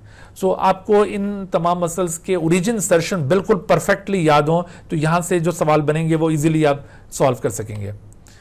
जैसे hamstring muscles are present, hamstring muscle अभी हमने देखा वो कहाँ पर प्रेजेंट थे, at the back of the upper part of the leg या at front of the upper part of the leg, या at the back of the lower part of the leg या at the front of the lower part of the leg. तो actually hamstring muscles they are present at the back of the अपर या lower, तो actually upper part of the leg, यहां पर ये hamstring muscles present होते हैं। अच्छा, आखिर में मसल डिसऑर्डर, एग्जैक्टली ये टॉपिक गिवन नहीं है पीएमसी में, लेकिन थोड़ा सा इसको भी रिव्यू करके जाएं। जैसे मसल फटीग एक कॉमन मसल डिसऑर्डर है, this is the physiological inability to contract the muscle, और इसके जो बुनियादी कॉजेज हैं उनको आप ज़हनशीन कर लें क्योंकि अक्सर यहाँ से एमसीक्यू इनके कॉज की बुनियाद पर पूछा जाता है। तो accumulation of lactic acid during strenuous exercise, जब ये लैक्टिक एसिड फर्मेंटेशन हो, electrolyte imbalance that is calcium deficiency, या फिर ग्लूकोज या deficit of ATP may be the causes of the muscle fatigue. और रेस्ट की हालत में फिर ये मसल फटीग रिकवर हो जाती है अगर ये एक्यूमुलेशन ऑफ लैक्टिक एसिड की वजह से हो, अदरवाइज फिर ये बाकी मेजर्स अडॉप्ट करने पड़ते हैं। Tetany, this is the muscle disorder which is caused by the deficiency of blood calcium level. Hypocalcaemia की वजह से ये प्रॉब्लम आएगा और this is due to the under secretion of parathormone जो कि कैल्शियम लेवल को इंप्रूव करता है। तो due to deficiency of parathormone hypocalcaemia होगा और नतीजे में ये प्रॉब्लम आ सकता है।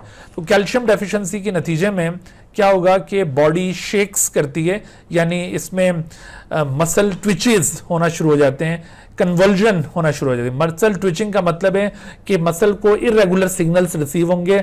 जैसे अभी मैं आपको बता रहा था ना कि there are several motor units, तो वो सारे मोटर यूनिट्स एक साथ सिग्नल नहीं सेंड कर रहे होते, किसी एक मोटर यूनिट को सिग्नल मिल रहा है and few muscle fibres show contraction while other muscle fibre do not show contraction.